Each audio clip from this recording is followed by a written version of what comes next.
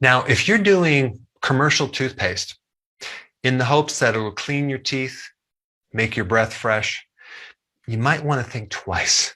In order for this to make sense, I first need to explain what your spit is made out of, okay? Your saliva. You produce a tremendous amount of saliva every day. It's 1,500 milliliters. That's over 51 ounces of saliva every single day.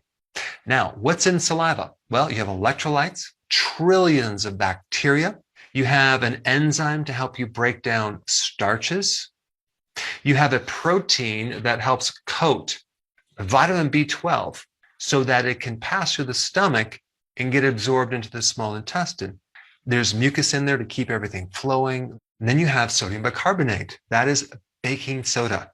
So the glands in your mouth actually make baking soda to help neutralize the acids that are occurring in the fermentation process when you feed your microbes in your mouth too much sugar, as well as the candida.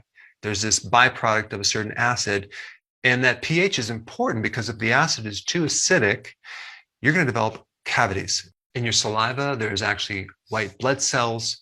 There's all sorts of antibacterial or specifically antipathogenic factors, and it's important not to disturb the chemistry of what's in that saliva. Because if it's too altered to one way, you start getting inflammation in your gum, as gingivitis or periodontal disease. You start developing cavities. You start getting an overgrowth of yeast or candida on your tongue. You start developing bad breath, chronic halitosis. And you can even develop biofilms, which are microbial colonies in slime and calcium in your tonsils. So I hope now you understand the importance of the saliva and what it's doing to help clean your mouth and keep your breath fresh and prevent all these other diseases that can happen in your mouth. So think about this. Here you use commercial toothpaste, right? What's in commercial toothpaste? Well, you have fluoride, which is very harmful to both good and bad bacteria. You also have triclosan. Well, actually, they just banned it. That's a chemical that acts as an endocrine disruptor, which creates resistance to certain bacteria. And then they put sodium lauryl sulfate, the same stuff in your shampoo. They put that in your toothpaste, like a lathering or a foaming type cleaning detergent, which, what do you think that does to your friendly microbes? Then you have propylene glycol, the same stuff they put in antifreeze. They put that in your toothpaste, which is a solvent which can also contain something called dioxin, which is a carcinogen. In fact, sodium lauryl sulfate can also contain dioxin as well, which, like I said, is a carcinogen.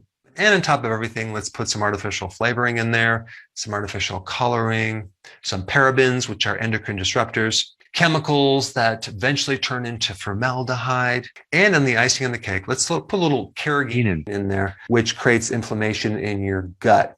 Here you are thinking you're doing your mouth some good by using this commercial toothpaste, when in fact it's altering the microbiome and the chemistry of your saliva. So I want to give you a very simple 4-ingredient recipe to make your own toothpaste, which is very inexpensive and that has absolutely no side effects, and it will give you nothing bad or negative. It'll actually support your healthy saliva. You start off with 1 teaspoon of coconut oil, okay? Then you add 1/2 of a teaspoon of baking soda.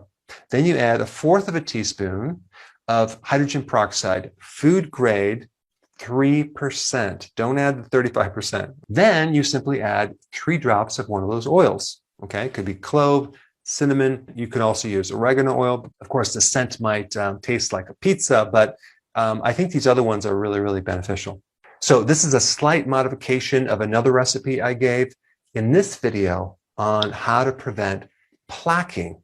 Check it out. I just put it up right here.